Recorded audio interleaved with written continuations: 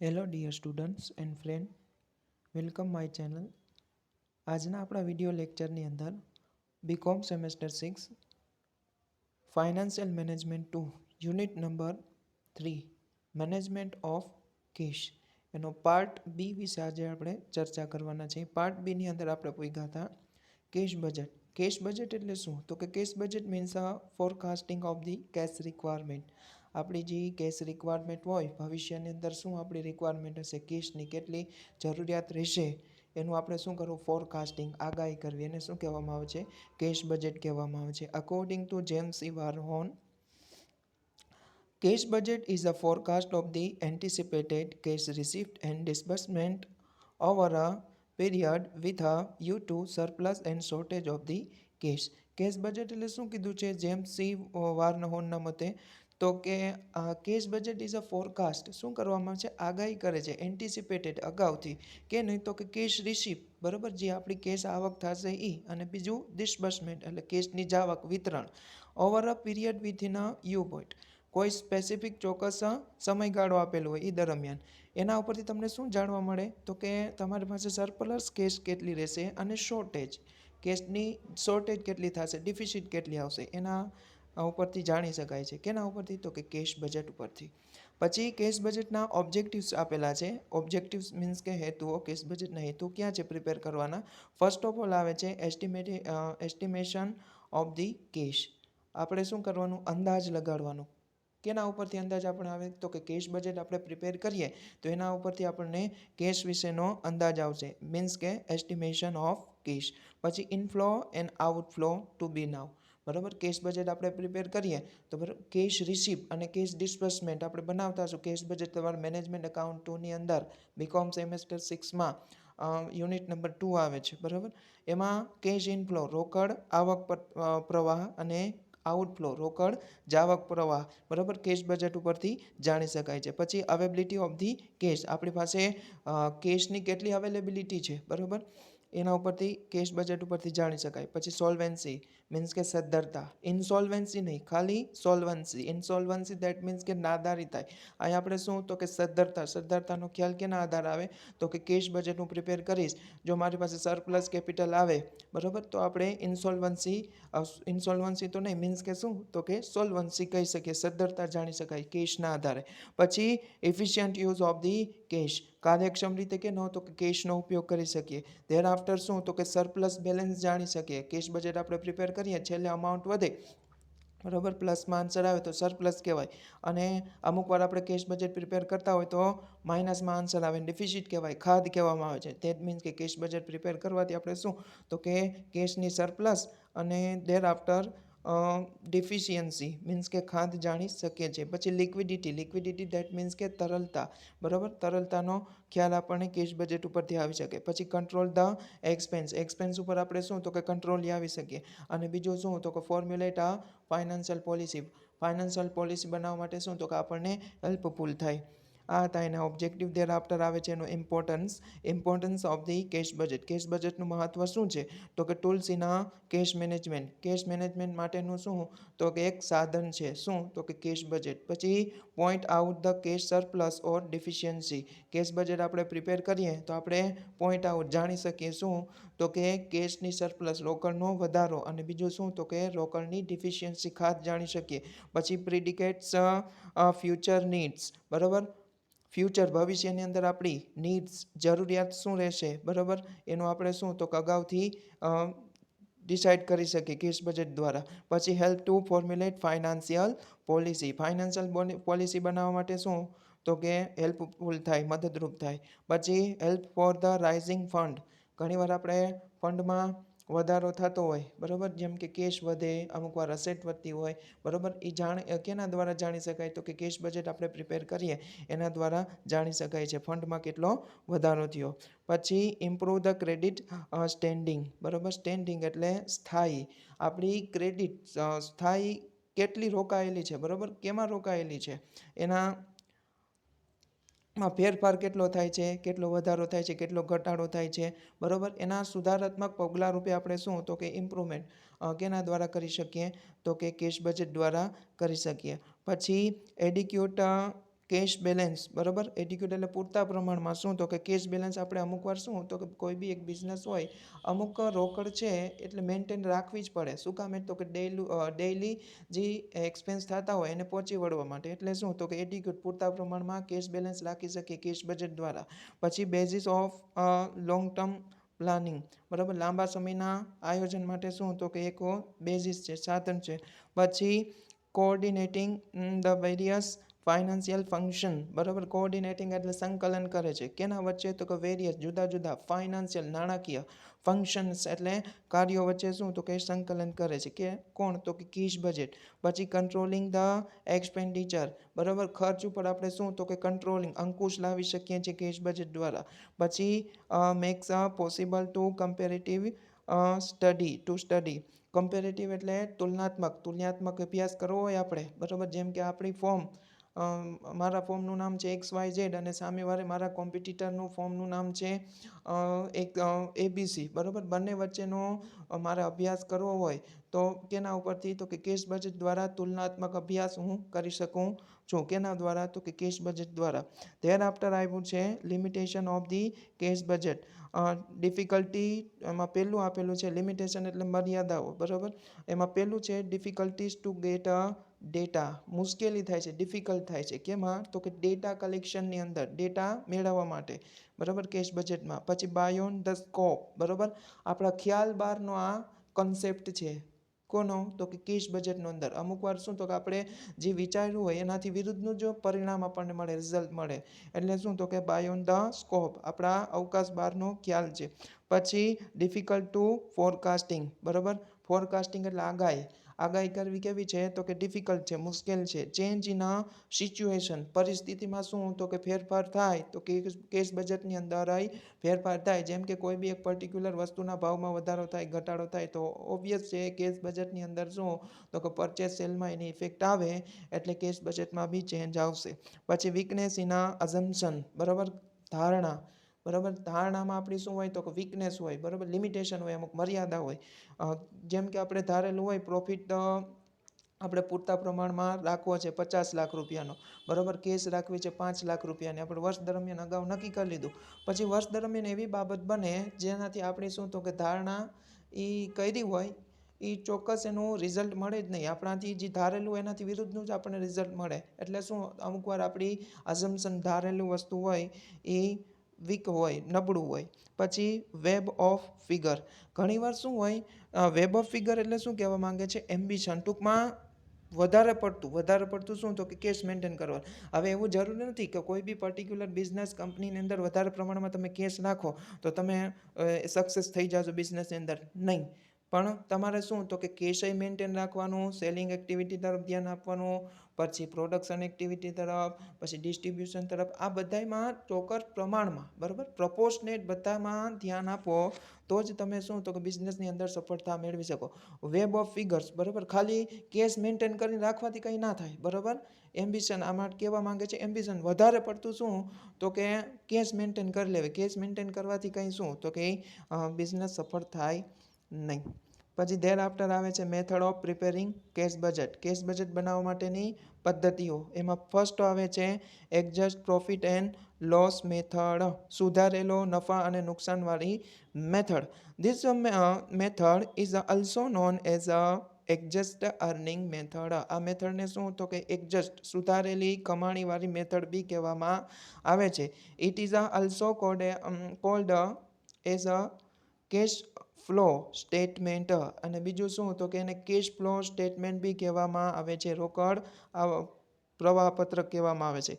In this method P&L account is adjust to estimate the cash, બરાબર. P&L account adjust કરવામાં આવે છે કેની સાથે? તો કે કેશ સાથે. કેશમાં ફેરફાર થાય એને પરિણામે જેમ કે કેશમાં વધારો થયો હોય તો કેશ બજેટમાં શું કરવામાં આવે તો કે એમાં ચેન્જ કરવામાં આવે. ઘટાડો થયો હોય તો P&L એકાઉન્ટની અંદર ચેન્જ કરવામાં આવે. Under this method all the non cash item debit side of the P&L account, બરાબર.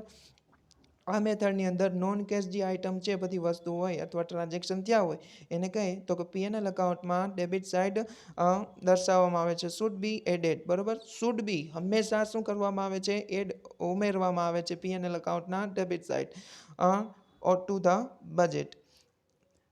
Profit thereafter આપેલું છે add to the budgeted profit like a depreciation etc. બરાબર, જેમ કે budgeted profit, depreciation etc. પછી non cash item should be deducted. બરાબર, non cash item, બરાબર, non cash item should be deducted such as a accrued means કે earned, બરાબર, and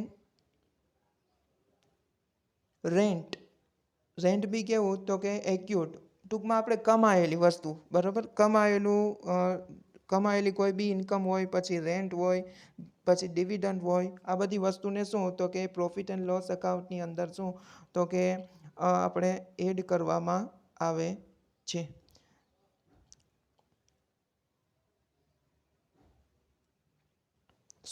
deduct કરવામાં આવે છે. Depreciation and non-cash items should be deducted such as accrued earned, rent earned, etc. Dividend etc. also should be deducted. અને P&L એકાઉન્ટમાં શું તો કે આવી બધી વસ્તુ હોય, ડિવિડન્ડ હોય, પછી એક્યુર રેન્ટ હોય, પછી એક્યુર કમાયેલી કોઈ બી ઇન્કમ હોય, બરાબર, એને શું તો કે P&L એકાઉન્ટની અંદર ડિડક્ટ કરવામાં આવે છે. પછી ધેર આફ્ટર આવે છે સેકન્ડમાં આવી છે method balance sheet method. Under this method adjust balance sheet is a prepare. સુધારેલી શું તો કે બેલેન્સ શીટ બનાવવામાં આવે છે in advice for the next year, બરાબર, advance for the next year, advance બનાવવામાં આવે છે, આગળના વર્ષના એડવાન્સ માટે બનાવવામાં આવે છે. All the figure of assets and liabilities are show in the balance sheet. બધા જ ફિગર અસેટની અંદર આપણે આવી જાય બધી asset, current asset, non current asset, fixed asset, પછી ઇન્ટેન્જિબલ વર્ક એક્સેટ્રા, ઇન્વેસ્ટમેન્ટ બધું આવી જાય. અને લાયબિલિટીમાં આવી જાય current liability, non current liability etcetera, બધું બેલેન્સ શીટ ટૂંકમાં જેવી રીતના આપણે બનાવીએ છીએ એવી રીતના બેલેન્સ શીટ બનાવવામાં આવે છે. પણ કેને બાદ કરતા એક્સેપ્ટ ધ કેશ બેલેન્સ, બરાબર, કેશને ખાલી લખવાની નથી, કેશ બેલેન્સ લખ્યા વગરની બેલેન્સ શીટ બનાવવામાં આવે છે, એને બેલેન્સ શીટ મેથડ કહેવામાં આવે છે. પછી આ મોસ્ટ પોપ્યુલર છે રિસીપ એન્ડ પેમેન્ટ મેથડ, જે આપણે કેશ બજેટના સમ કરીએ છીએ, બરાબર, આપણે લખીએ ને cash budget for the particular company XYZ for the time June to July, બરાબર, એક્સેટ્રા, 6 મહિનાનું હોય, 4 મહિનાનું હોય, 3 મહિનાનું હોય, 2 મહિનાનું હોય, એક્સેટ્રા. પછી આપણે લખીએ પર્ટિક્યુલર, પછી જેટલા મંથનું કેશ બજેટ બનાવવાનું એટલા કોલમ બનાવે, પછી લખીએ ઓપનિંગ બેલેન્સ ઓફ કેશ, પછી લખીએ receipt, cash receipt, thereafter પછી લખીએ મેન મુદ્દો આપીએ કેશ પેમેન્ટ. પછી શું કરશું તો કે કેશ રિસિપ્ટની અંદર ઓપનિંગ બેલેન્સ એડ કરી અને એનો સરવાળો કરીને મૂકી દેશું, એને આપણે નામ એ આપી દઈએ. પછી કેશ પેમેન્ટને આપણે શું તો કે નામ બી આપી દઈએ. પછી એ આપણે એમાંથી બી માઇનસ કરીએ એટલે ક્લોઝિંગ બેલેન્સ ઓફ કેશ મળી જાય. હવે આવી છે આ રિસિપ્ટ અને પેમેન્ટ મેથડમાં શું તો કે under this method prepare a cash receipt and cash disbursement, બરાબર, કેશ રોકડ આવક અને રોકડના જે ખર્ચા હોય વિતરણ એ તૈયાર કરવામાં આવે છે. This method is a use for the short term, ટૂંકા ગાળા માટે આ ઉપયોગી છે. ટૂંકા ગાળો એટલે વિધિન ધ યર, એક વર્ષના સમય માટે ઉપયોગી છે, within the year. This method is a use most of the form. પેઢી માટે શું તો કે આ મહત્વનું છે, ઉપયોગી છે, પોપ્યુલર છે. પછી this method is a oldest and important and easy method for the cash budget. આ મેથડ છે ઓલ્ડ, જૂનામાં જૂની છે, અને બીજું શું ઇમ્પોર્ટન્ટ મહત્વની છે, અને ઇઝી મેથડ એકદમ ઇઝી મેથડ છે. કેના માટે તો કે ફોર કેશ બજેટ બનાવવા માટે. પછી આવ્યું છે કંટ્રોલિંગ કેશ ફ્લો. કેશ ફ્લોમાં આપણે કેવી રીતના કંટ્રોલ લાવી શકીએ એની મેથડ આપેલી છે. પહેલું આપેલું છે controlling inflow of the cash, બરાબર. પહેલાં કેમાં કંટ્રોલ લઈ આવવાનો તો કે કેશ ઇનફ્લોની અંદર.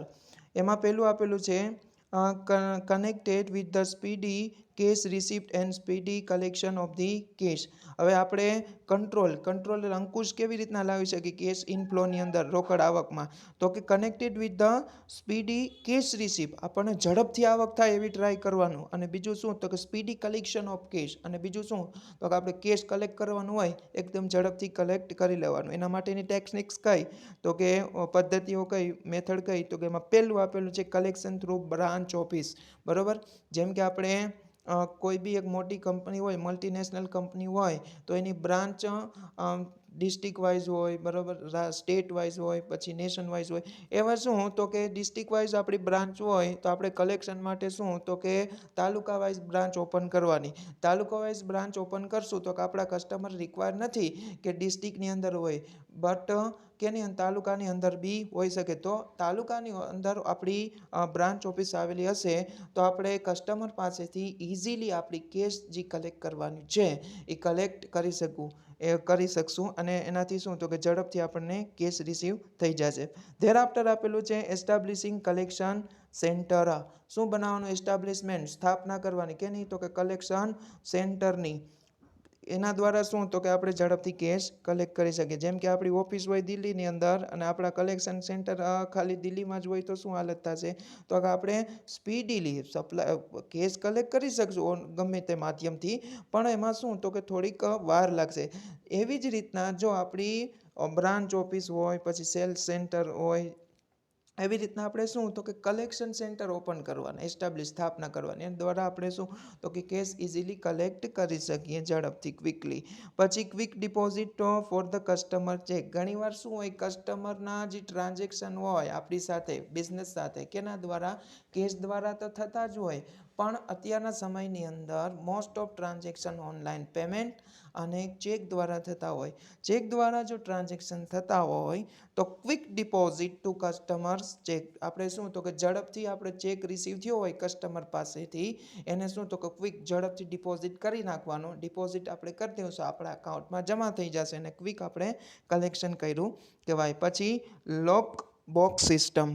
લોક બોક્સ સિસ્ટમ છે એ અમેરિકાની અંદર મહત્વની હતી, બરોબર. લોકબુક સિસ્ટમમાં શું હોય, જેવી રીતના આપણે પોસ્ટ ઓફિસમાં કેમ પોસ્ટના પેલા ડબ્બા આવતા એની અંદર આપણે પોસ્ટ નાખી દેવાની, ટપાલી આવીને લઈ જાય અને પોસ્ટ ઓફિસે આપણી પોસ્ટ પૂગી જાય અને જ્યાં સરનામે આપણે પુગાડવાની હોય ત્યાં થોડા દિવસોમાં પૂગી જાય. એવી રીતના યુએસએમાં, અમેરિકાની અંદર, યુનાઇટેડ સ્ટેટ ઓફ અમેરિકા, યુએસએની અંદર આ જે લોક બોક્સની સિસ્ટમ છે એ બહુ પ્રચલિત હતી. એમાં શું સિસ્ટમમાં હોય તો કે આપણે કોઈ બી કસ્ટમર પાસેથી પેમેન્ટ લેવાનું હોય, બરાબર, ચેક સ્વરૂપે. ફોર એન એક્ઝામ્પલ, ચેક સ્વરૂપે પેમેન્ટ લેવાનું હોય તો શું થશે તો કે આપણી કંપની હોય, જેમ કે દિલ્હીની અંદર આપણી કંપની હોય ને આપણા કસ્ટમર હોય જુનાગઢની અંદર, તો જુનાગઢથી દિલ્હીમાં ચેક પૂગવામાં પોસ્ટ દ્વારા મોકલો તો ઘણી વાર લાગે, બરાબર. પોસ્ટ દ્વારા છે, કુરિયર દ્વારા તો 2-3 દિવસ સ્પીડ પોસ્ટમાં થાય.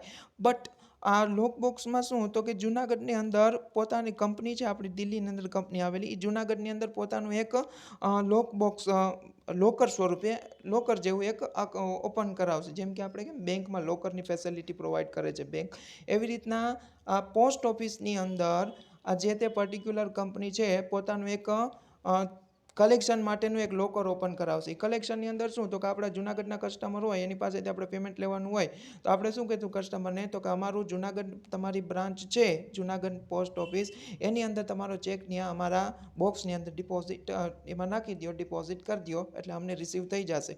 પછી શું હોય તો કે એ લોક્સ બોક્સની અંદર આપણો ચેક આવી જાય. એ ચેકનું શું તો કે દિવસ દરમિયાન 2 વાર 3 વાર જે એઝ પર ધ પોસ્ટ ઓફિસના નિયમ મુજબ ઓપન કરવામાં આવે. એમાં જેટલું બી કલેક્શન આવ્યું હોય એ લઈ લેવામાં આવે અને કંપની સુધી પુગાડી દેવામાં આવે. અને ઘણી વાર તો શું તો કે ડાયરેક્ટ બેંકમાં જ એ પોસ્ટ ઓફિસ દ્વારા ડિપોઝિટ કરી દેવામાં આવે. એટલે શું સમય, શક્તિ અને નાણાંનો બચાવ થાય અને આપણે શું તો કે કેશ ઇઝીલી કલેક્ટ કરી શકીએ. ધેર આફ્ટર બીજી મેથડ આવેલી છે. બીજીમાં શું છે, કંટ્રોલિંગ આઉટફ્લો. આઉટફ્લો એટલે રોકડ જાવક પ્રવાહમાં કેવી રીતના કંટ્રોલ લાવી શકીએ. તો એમાં connected with the cash disbursement and cash payment. કેના સાથે સંબંધિત છે, કનેક્ટેડ છે તો કે કેશ ડિસબર્સમેન્ટ વિતરણ સાથે અને કેશ પેમેન્ટ સાથે સંબંધિત છે. એના માટેની ટેકનિક્સ કઈ કંટ્રોલિંગ માટેની, અંકુશ માટે. એમાં પહેલું આપેલું છે સેન્ટ્રલાઇઝ કેશ પેમેન્ટ, બરાબર. આપણે પેમેન્ટ કેવી રીતના કરવાનું, સેન્ટ્રલાઇઝ પેમેન્ટ કરવાનું, કેન્દ્રીયકૃત પેમેન્ટ કરવાનું, બધાને એકસાથે પેમેન્ટ થઈ જવું જોઈએ. પછી two avoid the early payment. બહુ કોઈને વહેલું પેમેન્ટ નહીં કરવાનું. જેમ કે આપણે 1 તારીખે 1/4 આપણે પૈસા દેવાના છે, 1 એપ્રિલ 2024ના રોજ આપણે પેમેન્ટ કરવાનું છે, બરાબર. તો આપણે શું કરશું તો કે 25 માર્ચે પેમેન્ટ નહીં કરી દેવાનું. શું કામે? તો કે એના દ્વારા શું થશે તો 5 દિવસ તમે અગાઉ વહેલું પેમેન્ટ કર્યું કહેવાય. 5 દિવસ અગાઉ તમે વહેલું પેમેન્ટ કરી દેશો તો એનો કોઈ અર્થ નથી. તમારી પાસે શું તો કે એટલી તમારી લિક્વિડિટી જશે, કેશ વહી જશે, બરાબર. લિક્વિડ એસેટ કેશ વહી જાય અથવા બેંક સ્વરૂપે બેંકમાં હોય તો બેંકમાંથી આપણે પૈસા વહી જાય. તો શું તો કે એમાં એટલો તમે લાભ મેળવી શકો નહીં 5 દિવસની અંદર, બરાબર. એટલે અર્લી પેમેન્ટ જે વહેલું પેમેન્ટ હોય એને ટાળવાનું કોશિશ કરવાની. પછી ફ્લોટ એટલે દ્રશ્ય રચના કરવી. જેમ કે મારે કોઈ બી મારી એક કંપની છે, કંપનીની અંદર મારે 5 કર્મચારી કામ કરે છે, બરાબર. 5 કર્મચારીને મારે વેજીસ અથવા સેલેરી પેડ કરવાની થાય તો સેલેરી હું ચેક દ્વારા પેમેન્ટ કરું છું. મારે જે એમ્પ્લોઈઝ છે એને સેલેરી કઈ તારીખે આપવી છે તો કે હું પહેલાં દર મહિનાની 5 તારીખે પેમેન્ટ એને આપતો ચેક દ્વારા. પણ આ ટૂંકમાં પર્ટિક્યુલર મંથની અંદર મારે થોડીક કેશની રિક્વાયરમેન્ટ છે, બરાબર. પૈસાની જરૂરિયાત છે કંપનીની અંદર. તો હું શું કરીશ તો કે પેમેન્ટ એને 5 તારીખના બદલે 15 તારીખે મારે આપવું છે, બરાબર. તો પણ ડાયરેક્ટ હું એમ કહી દઈ કર્મચારીને કે તમારું 5 તારીખે પેમેન્ટ નહીં મળે, બટ ક્યારે મળશે તો કે 15 તારીખ મળશે.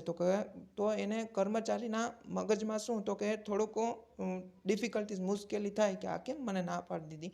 એવા સમયગાળાની અંદર આપણે શું કરશું તો કે આપણે ચેક બનાવી નાખશું, બરાબર. કઈ તારીખે 5 તારીખે મારે પેમેન્ટ કરવાનું છે કે એમ્પ્લોઈઝના નામનો ચેક બનાવી અને એને પ્રેઝન્ટ કરી દેશું અથવા એને આપી દેશું. પણ આપણે શું કન્ડિશન મૂકશું, આ ચેક તારે 15 તારીખ પછી જ બેંકની અંદર ડિપોઝિટ કરવાનો છે અથવા આપણી પાસે જે ચેક રાખશું ને આપણે કહેશું ભાઈ તને 15 તારીખે તારો ચેક મળી જશે, બરાબર. એટલે શું દ્રશ્ય રચના કરી કહેવાય. કસ્ટમરને ટૂંકમાં ઓલું આપણા જે એમ્પ્લોઈઝ હોય એને પેમેન્ટ કરવામાં ટૂંકમાં પેમેન્ટ માટે મુશ્કેલી ના ઊભી થાય. અને બીજું શું તો કે આપણે કંપનીની અંદર જે કેશ રિક્વાયરમેન્ટ હોય એ બી અંદરો અંદર મેન્ટેન થઈ જાય, બરાબર. આંતરિક રીતે ઇન્ટરનલ રીતે આપણે મેન્ટેન કરી શકીએ કેશની રિક્વાયરમેન્ટને. પછી એક્રુરલ્સમાં શું હોય છે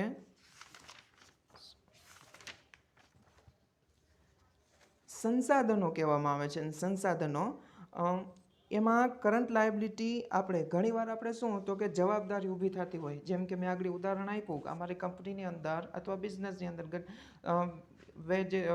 વર્કર છે તો વર્કરને મારે વેજીસ પેડ કરવી, પછી એમ્પ્લોય હોય તો એમ્પ્લોયને સેલેરી પેડ કરવાની હોય, બરાબર. પછી બીજા અન્ય કર્મચારીઓ આવતા હોય, બરાબર. દરરોજ ના આવતા હોય, ટૂંકમાં અમુક વાર આવતા હોય, જેમ કે ઓડિટર છે, અકાઉન્ટન્ટ છે, તો એને શું તો કે રેમ્યુનરેશન પેડ કરવાનું થાય. એવા સમયની અંદર શું તો કે મારી જવાબદારી લાયબિલિટી ઊભી થાય. શું તો કે રેમ્યુનરેશન હોય તો રેમ્યુનરેશન પેડ કરવાની, સેલેરી હોય તો સેલેરી પેડ કરવાની, વર્કર હોય તો વેજીસ પેડ કરવાની, આ બધી લાયબિલિટી ક્રિએટ થાય. પણ આપણે શું કરશું તો કે જે આપણે પેમેન્ટ કરવાની લાયબિલિટી ઊભી થઈ છે એને આપણે તાત્કાલિક નથી ચૂકવવાની, બરાબર.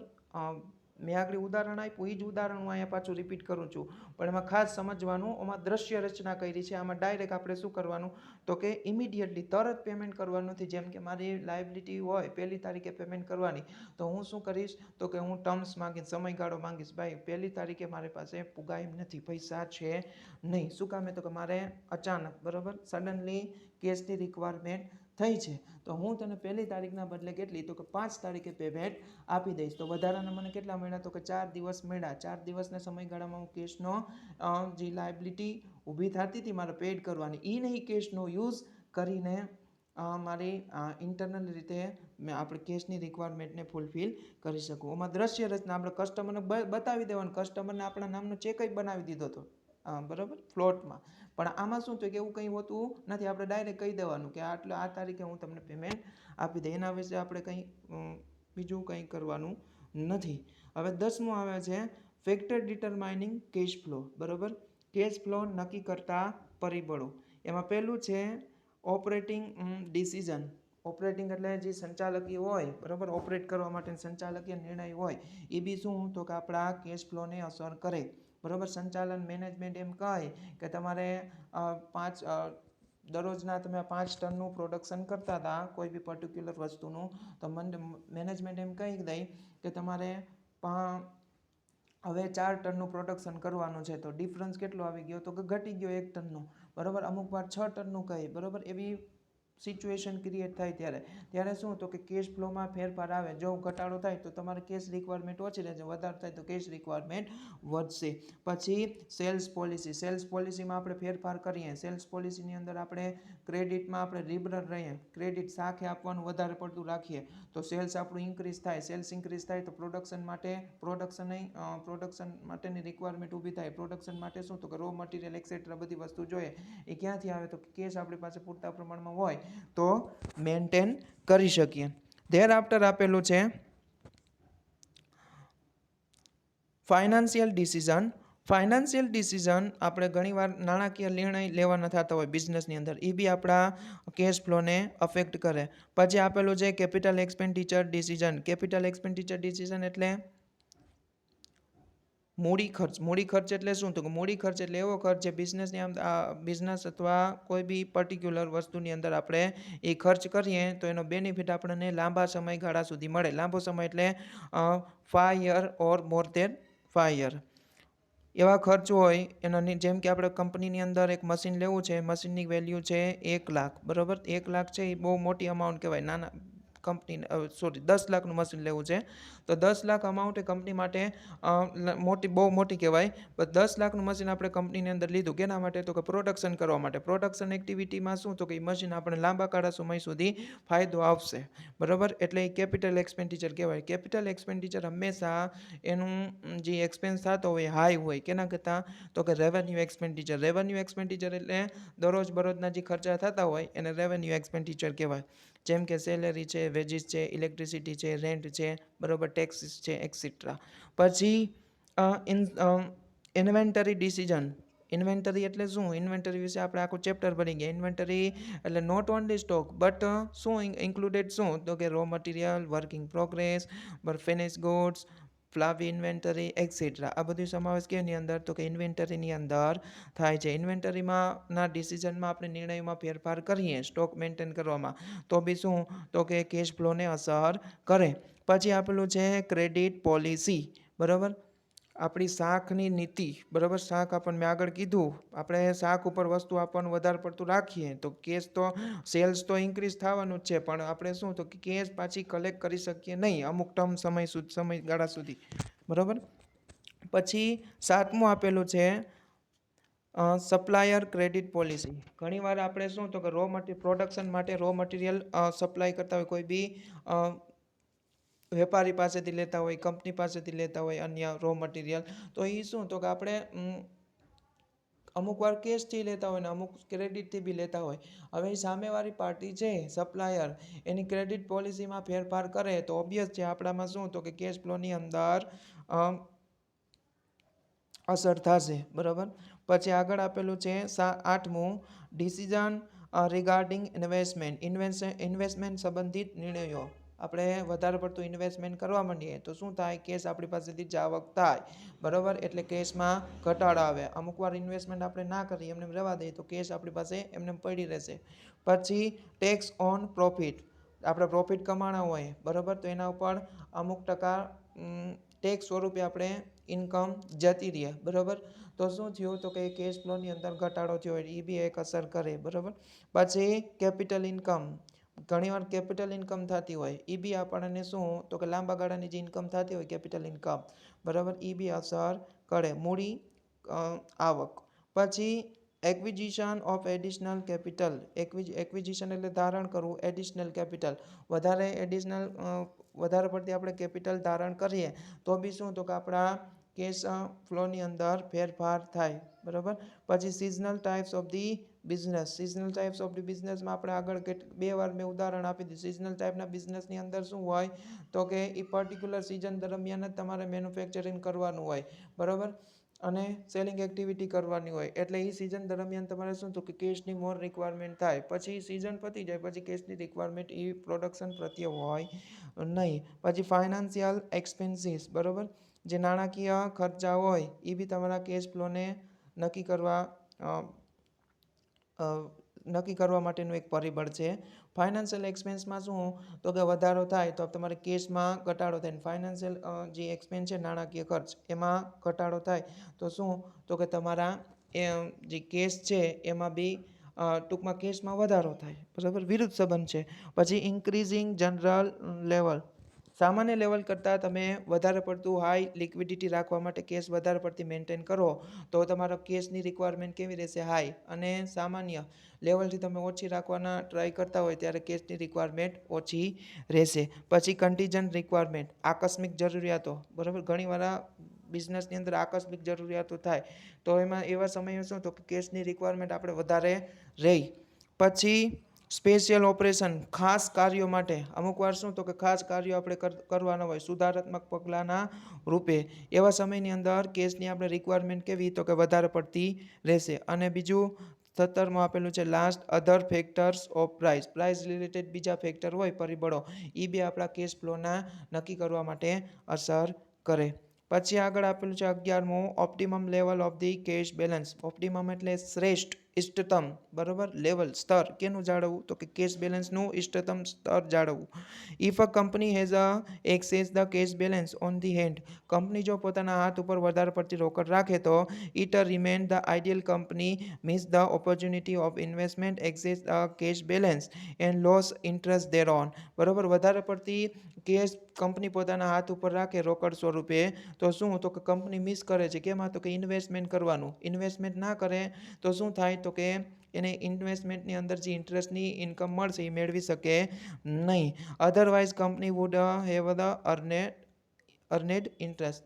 જો ઇન્વેસ્ટમેન્ટ કરે તો શું તો કે એના ઉપર ઇન્ટરેસ્ટની ઇન્કમ એને મળત. If a company keep a small amount of the cash balance, company જો પોતાની પાસે સ્મોલ અમાઉન્ટ રાખે, if the profitability increase but the liquidity position remain poor, અને જો કંપની ઓછી કેશ બેલેન્સ જાળવે, મેન્ટેન કરે તો પ્રોફિટેબિલિટીમાં શું તો કે સામાન્ય રીતે વધારો થાય, બટ લિક્વિડિટી પોઝિશન, તરલતાની જે સ્થિતિ છે એમાં કેવી તો કે પુઅર, ટૂંકમાં નબળી રહી. As the surplus cash balance can be invest in a profitable securities. અને બીજું શું તો કે જે સરપ્લસ કેશનો વધારો થાય તો ઇન્વેસ્ટ કેની અંદર કરવાનું?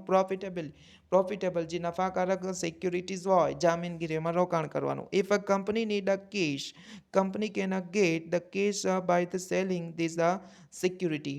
અને બીજું શું તો કે કંપની જ્યારે કંપનીને કેશની રિક્વાયરમેન્ટ હોય અને ઇન્વેસ્ટમેન્ટ કેમાં કરેલું હોય તો કે સિક્યુરિટીની અંદર, જામીનગીરીઓની અંદર, એ જામીનગીરી વેચી અને શું તો કે કેશની રિક્વાયરમેન્ટ ફૂલફિલ કરી શકે છે.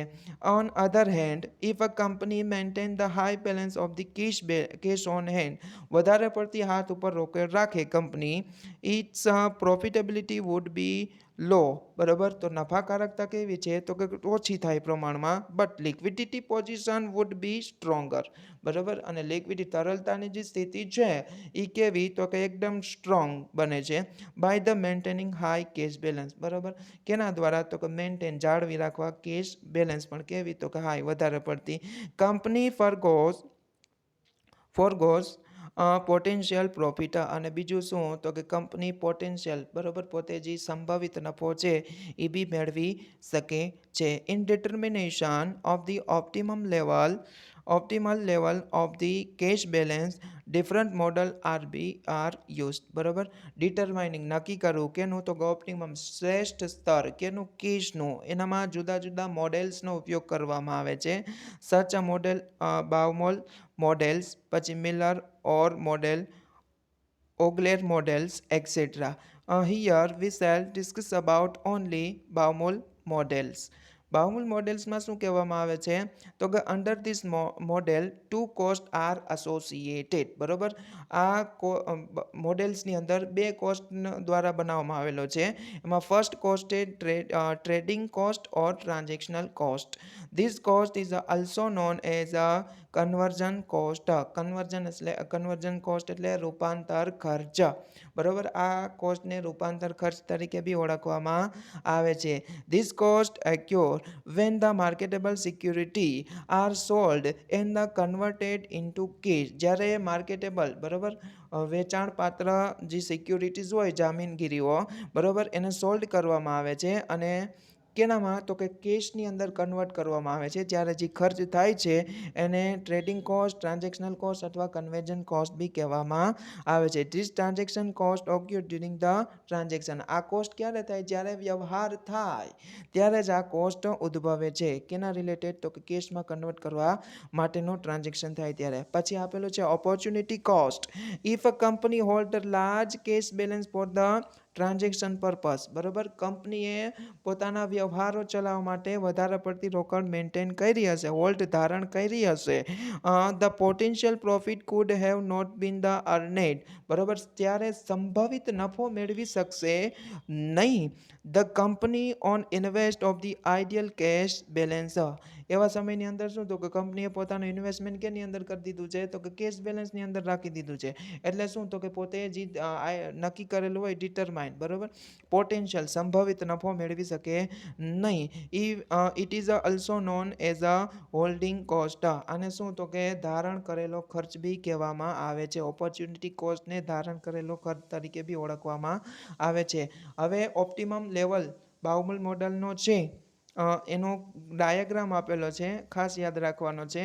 X axis represent cash balance, Y axis represent the cost. એમાં તમને 3 ટાઈપ્સના કોસ્ટ જોવા મળે છે. ફર્સ્ટ ઓફ ઓલ આવે છે ટોટલ કોસ્ટ, ધેર આફ્ટર આવે છે ઓપોર્ચ્યુનિટી કોસ્ટ અને ધેર આફ્ટર આવે છે ટ્રાન્ઝેક્શનલ કોસ્ટ. અને ઓપોર્ચ્યુનિટી કોસ્ટ અને ટ્રાન્ઝેક્શનલ કોસ્ટ એકબીજાને જ્યાં મળી જાય છે, ભેગા થાય છે, ત્યાં એક આપણે સેન્ટરમાં રેખા બનાવેલી છે. એને આપણે શું કીધું છે? Optimum cash balance. ઇષ્ટતમ અથવા શ્રેષ્ઠ કેનું? તો કે કેશનું આપણે રોકડનું સ્તર કીધું છે. પછી એનું માટેનો એક ફોર્મ્યુલા છે. Following the equation also use for determining the optimum cash balance. Equation એક સમીકરણ ફોર્મ્યુલાનો બી યુઝ કરવામાં આવે છે. શું જાળવા? તો કે ઓપ્ટિમમ કેશ બેલેન્સ જાળવા. એનું ફોર્મ્યુલા છે C is equal to √2CT divided by capital E. C is a represent the optimum cash balance. C શું તો કે આપણે ફોર્મ્યુલા મૂકશું તો આપણને મળશે શું તો કે ઓપ્ટિમમ કેશ બેલેન્સ, શ્રેષ્ઠ સ્તર કેનું? તો કે કેશનું. ધેર આફ્ટર આવેલું છે small c. Small c represent the transactional cost પર ડીલ. જેટલી ડીલ થાય, વ્યવહાર થાય આપણા, એમાં ટ્રાન્ઝેક્શનલ કોસ્ટ આવે, બરાબર, રૂપાંતર ખર્ચ, બરાબર, એને C તરીકે દર્શાવવામાં આવે છે, સ્મોલ c. ધેર આફ્ટર આવે છે capital C, total requirement of the cash throughout the year. Total આખા વર્ષ દરમિયાન આપણે કેશની રિક્વાયરમેન્ટ હોય અને ટી કે તરીકે ઓળખવામાં આવે છે. પછી K is denoted by opportunity cost for the maintaining cash balance. Opportunity અથવા હોલ્ડિંગ કોસ્ટ, બરાબર, મેન્ટેન કેશ બેલેન્સ જાળવવા માટે જે ખર્ચ થાય છે, બરાબર, તકનો ખર્ચ, એને કે તરીકે ઓળખવામાં આવે છે. ધેર આફ્ટર આવેલું છે 12મું strategies for investing surplus cash. ઘણીવાર આપણી પાસે કેશમાં વધારો થતો હોય, બરાબર, સરપ્લસ વધારો થાય તો એના ઇન્વેસ્ટ કરવા માટેની વ્યૂહરચના આપેલી છે. એમાં ફર્સ્ટ ઓફ છે કેશ સરપ્લસ મે બી ઇન્વેસ્ટ ટેમ્પરરી ઓર પરમેનન્ટ બેઝિસ. કેશની જે સરપ્લસ છે, રોકડનો વધારો, આપણે બે રીતના ઇન્વેસ્ટમેન્ટ કરી શકીએ, કાં તો ટેમ્પરરી કાં તો પરમેનન્ટ, બરાબર, ટૂંકા ગાળા માટે અથવા પરમેનન્ટ લાંબા ગાળા માટે. Investing surplus fund 4 point are be consider such as. બરાબર, જ્યારે તમે કોઈ બી ઇન્વેસ્ટમેન્ટ કરવાનું હોય સરપ્લસ કેશ બેલેન્સનું, ત્યારે તમારે 4 પોઈન્ટ યાદ રાખવાના છે.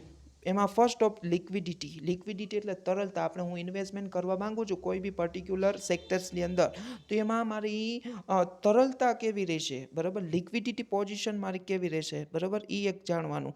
ધેર આફ્ટર આવેલું છે security. Security case is a invest in a security like a share, debenture, bonds etcetera. Thereafter આવેલું છે ઈલ્ડ. ઈલ્ડ એટલે ઉપજ. Case is a invest in a investment. રોકાણમાં શું તો કે આપણે ઇન્વેસ્ટ કરવાનું, like long term or short term, લાંબા ગાળાના રોકાણ, ટૂંકા ગાળાના રોકાણ. પછી રિટર્ન ઓન ઇન્વેસ્ટમેન્ટ. આપણે ઇન્વેસ્ટમેન્ટ કરીએ તો આપણે એને અમુક વાર શું તો કે ફિક્સ્ડ રિટર્ન મળતું હોય એવામાં રોકાણ કરવું. એને ઈલ્ડ એક ધ્યાનમાં રાખવાનું, ઉપજ તરીકે શું મળશે એ ધ્યાનમાં રાખવું. પછી મેચ્યોરિટી. મેચ્યોરિટી એટલે ટૂંકમાં તરલતા. ટૂંક મેચ્યોરિટી એટલે એક જાતનું શું તો કે ટર્મ થાય ડિસાઇડ કરેલો. અમુક વાર શું તો કે 5 વર્ષ માટે એફડી તમે મૂકો તો 5 વર્ષ પછી પર્ટિક્યુલર તારીખે તમને જે પૈસા પાછા મળશે તો એને મેચ્યોરિટી ડેટ કહેવાય. તો મેચ્યોરિટી ટર્મ બી એક જોવાની. Cash invest in a fixed deposit at the maturity receive cash with the interest. હવે એફડી તમે મૂકો તો 5 વર્ષનું જનરલી સમયગાળો હોય, 5 વર્ષ હોય, 2 વર્ષ હોય, 1 વર્ષ હોય, બરાબર. તો એમાં શું હોય તો કે 5 વર્ષનો સમયગાળો હોય તો 5 વર્ષ સુધી તમારા પૈસા એમાં ઇન્વેસ્ટ કરી દેવાના અને 5 વર્ષની પછી ડિસાઇડેડ તારીખે તમને શું તો કે પૈસા તમને ઇન્ટરેસ્ટ સાથે તમને રિસીવ થાય. મેચ્યોરિટીને મેં ધ્યાનમાં રાખવાની. પછી way of investing surplus cash, બરાબર. રસ્તા, બરાબર. સરપ્લસ તમારે કેશમાં રોકડમાં વધારો થયો હોય તો ઇન્વેસ્ટમેન્ટ કરવા માટેના રસ્તા અથવા પગલાં ક્યાં ક્યાં છે તો પહેલાં તમે ઇન્વેસ્ટમેન્ટ કરી શકો. ક્યાં ઇન્વેસ્ટમેન્ટ કરી શકો તો કે હાઈલી યીલ્ડ સેવિંગ, જ્યાં તમને વધારે પડતી ઉપજ મળતી હોય ત્યાં તમે શું તો કે તમારી જે સરપ્લસ કેશ છે એને ઇન્વેસ્ટ કરી શકો.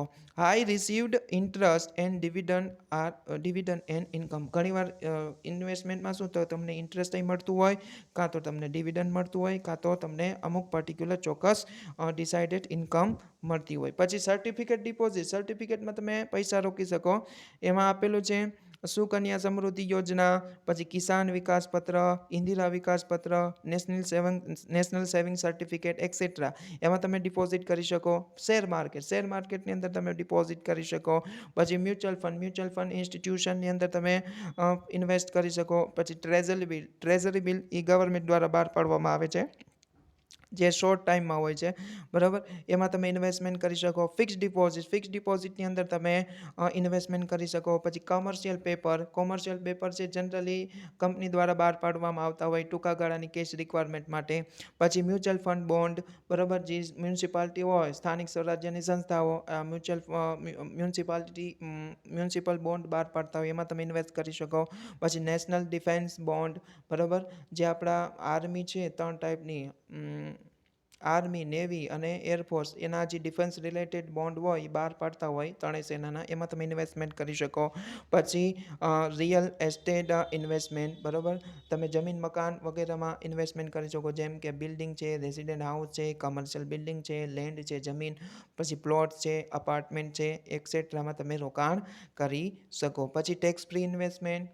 ઘણીવાર શું તો તમે ઇન્વેસ્ટમેન્ટ કરો, ગવર્મેન્ટ તમને એન્કરેજમેન્ટ રૂપે શું તો કે એવા જેમ કે પીપીએફ પબ્લિક પ્રોવિડન્ટ ફંડની અંદર ફાળો આપો તો આર્ટિકલ 80C અંદર તમને 1,50,000 સુધી ઇન્વેસ્ટમેન્ટ એક્ઝેમ્પ્ટ કરવા મળે. 1,50,000ની ઉપર જાય તો તમને શું તો કે એના ઉપર ટેક્સ લાગે. ટેક્સ ફ્રી ઇન્વેસ્ટમેન્ટ કરવાનું. પછી હેલ્થ સેવિંગ સ્કીમની અંદર, બરાબર. જે આપણા હેલ્થ રિલેટેડ સેવિંગ સ્કીમ હોય, રોકાણ સંબંધિત સ્કીમો, એમાં રોકાણ કરવાનું. પછી સ્ટાર્ટ સાઇડ બિઝનેસ, કાં તો તમારે સાઇડ બિઝનેસ શરૂ કરી દેવાનો વધારાના રોકડથી.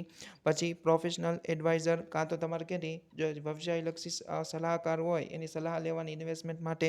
પછી ફાઇનાન્શિયલ એડવાઇઝર, નાણાકીય જે સલાહકાર હોય એનું તમે એડવાઇસ લઈ શકો ઇન્વેસ્ટમેન્ટ કરવા માટેની સરપ્લસ કેપિટલ.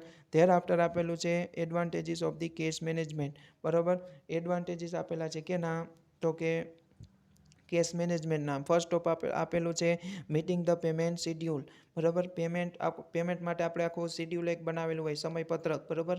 એને પહોંચી વળવા આપણે કેશ મેનેજમેન્ટનું પ્રક્રિયા હાથ ધરતા હોય. પછી સેકન્ડ આપેલું છે determine the needs for the cash balance. Determine નક્કી કરવું, બરાબર. નીડ એટલે જરૂરિયાત, કે નહીં તો કે કેશ બેલેન્સની જરૂરિયાત નક્કી કરવા માટે આપણે કેશ મેનેજમેન્ટ કરતા હોય. ધેર આફ્ટર આપેલું છે third allocation of the fund and evaluate the progress. આમાં 2 મુદ્દા તમે બનાવી શકો, અલોકેશન ઓફ ધી ફંડ અને evaluate the progress. Allocation of the fund એટલે ફંડનું શું ફાળવણી, બરાબર.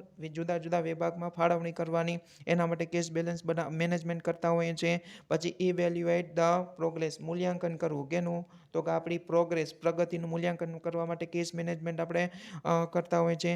પછી મેન્ટેન ધ લિક્વિડિટી, બીજું શું તો કે તરલતા જાળવવા માટે આપણે કેશ મેનેજમેન્ટ કરતા હોય છે. પછી controlling the inflow and outflow of the cash, control, બરાબર. કંટ્રોલિંગ અંકુશની પ્રક્રિયા કેના માટે તો કે રોકડ આવક પ્રવાહ અને રોકડ જાવક પ્રવાહ, એના ઉપર અંકુશ લાવવા માટે મેનેજમેન્ટ ઓફ આપણે કેશ કરતા હોય. પછી remain the form liquid and solvent, બરાબર. રિમેન્સ જે ઘણીવાર આપણે શું સોલ્વેન્સી, બરાબર. સદ્ધરતા જાણવા અને બીજું શું તો કે લિક્વિડિટી જાણવા બી આપણે મેનેજમેન્ટ ઓફ કેશ કરતા હોય છે. પછી plan and control the use of the cash. Plan એટલે ટૂંકમાં આગાહી, ટૂંકમાં પ્લાન કરવો, આપણે ટૂંકમાં આયોજન કરવું કેનું તો કે કેશનું, અને બીજું શું તો કે એના ઉપર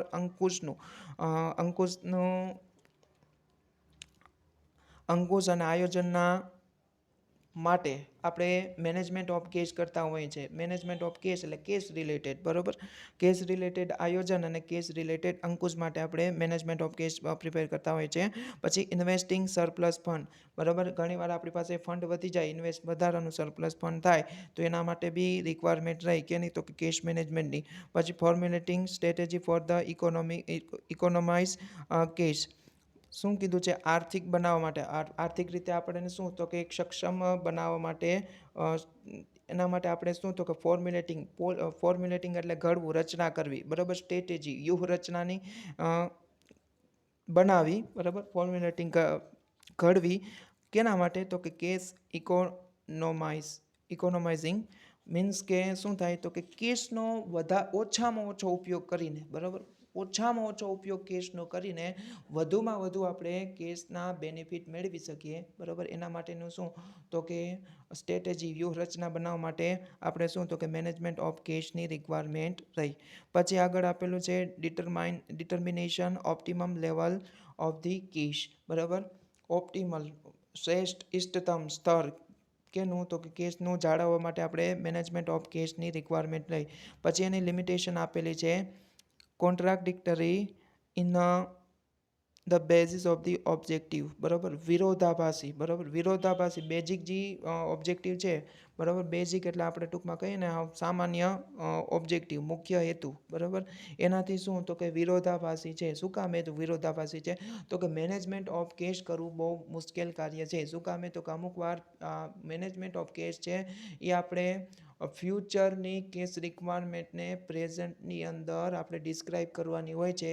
એમાં આપણે અઝમ્પશન ધારણા કરવી પડે છે.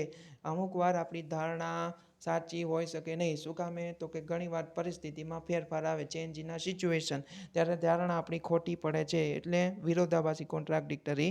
પછી consider only the economic recession, બરાબર. ક્યારે આ ઉપયોગી છે તો કે કન્સિડર ધ્યાનમાં લેવામાં આવે છે ઇકોનોમિક આર્થિક મંદીના સમયમાં જ આને ઉપયોગ ધ્યાને લેવામાં આવે છે. Not a consider technological change, જ્યારે ટેકનોલોજીમાં ફેરફાર આવે ત્યારે આમાં ધ્યાનમાં લેવાતું નથી. પછી cash flow can not be predecide exactly. Cash flow છે, રોકડનો પ્રવાહ, એ આપણે એક્ઝેક્ટલી સાચી રીતના એટલે એકદમ સાચી રીતના આપણે શું તો કે અગાઉથી નક્કી કરી શકતા નથી, પ્રીડિસાઇડ નથી કરી શકતા. પછી not a hard and a fast rule, બરાબર.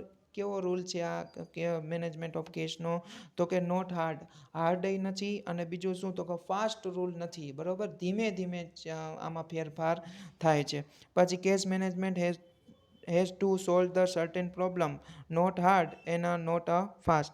કેશ મેનેજમેન્ટમાં શું તો કે જે પ્રોબ્લેમ ક્રિએટ થયા હોય, બરાબર, કેશ રિલેટેડ જે પ્રોબ્લેમ ક્રિએટ થયા હોય એમાં કેશ મેનેજમેન્ટમાં શું તો કે જે પ્રોબ્લેમ છે, બરાબર, નથી હાર્ડ હોતા, અને બીજું શું તો કે ફાસ્ટ રીતે એનું સોલ્યુશન આવી શકતું નથી. પછી bankruptcy is in an extreme form, બરાબર. બેંકરપ્સી એટલે નાદારી, બરાબર.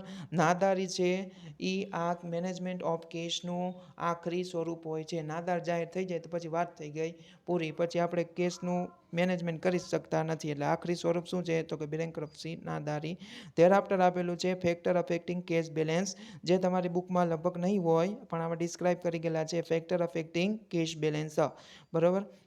કેને યાદ રાખજો, કેશ બેલેન્સને અસર કરતા પરિબળો. એમાં પહેલું આપેલું છે સેલ્સ એન્ડ રેવન્યુ. સેલ્સની ઇન્કમમાં જો વધારો થાય તો કેશમાં ઓબ્વિયસ છે વધારો થાય, સેલ્સમાં ઘટાડો થાય તો કેશમાં બી ઘટાડો થશે. પછી આગળ આપેલું છે ક્રેડિટ પોલિસી. જો તમે લિબરલ, બરાબર, લિબરલ એટલે ઉદાર, વધારે પડતું ક્રેડિટ ઉપર સેલ્સ કરવા માંડશો તો ઓબ્વિયસ છે તમારે કેશમાં ઘટાડો થાય. શું કામે તો કે એ પેમેન્ટ છે, ઘટાડો તો આમ કહી શકીએ પ્રેઝન્ટની અંદર ઘટાડો થાય પણ ફ્યુચરમાં એ તમને પૈસા પાછા મળી જશે, પણ ત્યાં સુધી ટર્મ્સની અંદર શું કરવાનું, ક્રેડિટ ટર્મની અંદર તો તમારી પાસે કેશ હોય નહીં. પછી ઓપરેટિંગ એક્સપેન્સ, ઓપરેટિંગ એક્સપેન્સ જે સંચાલકીય જે ખર્ચા હોય બરાબર, વહીવટ કરવા માટેના, ઓપરેટિંગ ચલાવવા માટેના, એમાં જો વધારો થાય, ઇન્ક્રીઝમેન્ટ થાય એની એક્સપેન્સની અંદર, તો બી તમારા કેશ બેલેન્સની અંદર ફેરફાર આવી શકે, વધારો ઘટાડો થાય ત્યારે. પછી ઇન્વેન્ટરી મેનેજમેન્ટ, જ્યારે ઇન્વેન્ટરી સ્ટોકનું સંચાલનમાં ફેરફાર આવે, ચેન્જ ઇન ઇન્વેન્ટરી બરાબર, ત્યારે શું તો કે કેશ બેલેન્સની અંદર બી ચેન્જીસ આવે. પછી આગળ આપેલું છે accounts of receivable and accounts of payable બરાબર. આપણે કીધું એમ ઉધાર વેચાણ કરીએ તો બી કેશની અંદર આપણે શું તો કે ફેરફાર જોઈ શકીએ છીએ. એવી રીતના કેમાં ફેરફાર આવે તો કે અકાઉન્ટ્સ ઓફ રિસીવેબલ બરાબર, લેણા બરાબર, લેણા અકાઉન્ટની અંદર, અને પેએબલ બરાબર, દેવા અકાઉન્ટની અંદર ફેરફાર આવે ત્યારે શું તો કે આપણે કેશ બેલેન્સની અંદર ચેન્જ આઉટ આવે. અમુક વાર શું તો કે આપણે પેમેન્ટ કરવાનું હોય, પેમેન્ટ કરવાનું થશે તો આપણી પાસે કેશ જાય, અને અમુક વાર શું તો કે આપણે પેમેન્ટ લેવાનું થાય એટલે શું તો કે પેમેન્ટ આપણને આવશે, એટલે કેશ બેલેન્સમાં ઇન્ક્રીઝમેન્ટ થાય. પછી આગળ આપેલું છે કેપિટલ એક્સપેન્ડિચર. ઘણીવાર આપણે લાંબા સમય માટે, લોંગ ટર્મ બેનિફિટ માટે કેપિટલ એક્સપેન્ડિચર કરતા હોઈએ બરાબર, એ બી તમારા કેશ બેલેન્સને અફેક્ટ કરશે. પછી આગળ આપેલું છે ડેપ્ટ સર્વિસિંગ બરાબર. ઘણીવાર શું તો કે તમને દેવું ચૂકવવાની જવાબદારી ઊભી થતી હોય બરાબર. દેવા જેમ કે 5 લાખનું તમે કોઈ બી ડિબેન્ચર બહાર પાડ્યા બરાબર, ડિબેન્ચર, તો ડિબેન્ચર ઉપર શું તો કે ડિબેન્ચરની અમાઉન્ટ તો 5 વર્ષ પછી દેવાની, સાથોસાથ શું તો કે એના ઉપર ઇન્ટરેસ્ટ બી પેડ કરવાનું, ઇન્ટરેસ્ટ પેડ કરવાનું થાય એટલે તમારે કેશમાં બી જાવક થાય. પછી સિઝનલ ટ્રેન્ડ, જ્યારે સિઝનલ ટ્રેન્ડ આવતો હોય બરાબર, સિઝનલ ટ્રેન્ડ એટલે આપણે મોસમી વધઘટ બરાબર, ટ્રેન્ડ બરાબર, એમાં ફેરફાર થાય તો એમાં શું તો કે આપણા કેશ બેલેન્સને બી અફેક્ટ કરે. જેમ કે પર્ટિક્યુલર સિઝનનો સમયગાળો 3 થી 4 મહિનાનો હોય, સિઝન દરમિયાન તમારો બિઝનેસ હોય તો સિઝન દરમિયાન શું તો કે તમારે કેશ રિક્વાયરમેન્ટ વધારે હોય બરાબર. પછી ઇકોનોમિક કન્ડિશન, જ્યારે આર્થિક કન્ડિશન પરિસ્થિતિમાં ફેરફાર આવે ત્યારે બી શું તો કે કેશ બેલેન્સની અંદર તમારે ચેન્જીસ આવે. પછી ગવર્મેન્ટ રેગ્યુલેશન, જે ગવર્મેન્ટના છે, સરકારના નિયમોમાં ફેરફાર આવે ત્યારે શું તો કે તમારા કેશ બેલેન્સને અસર કરે છે, કેશ ફ્લોને.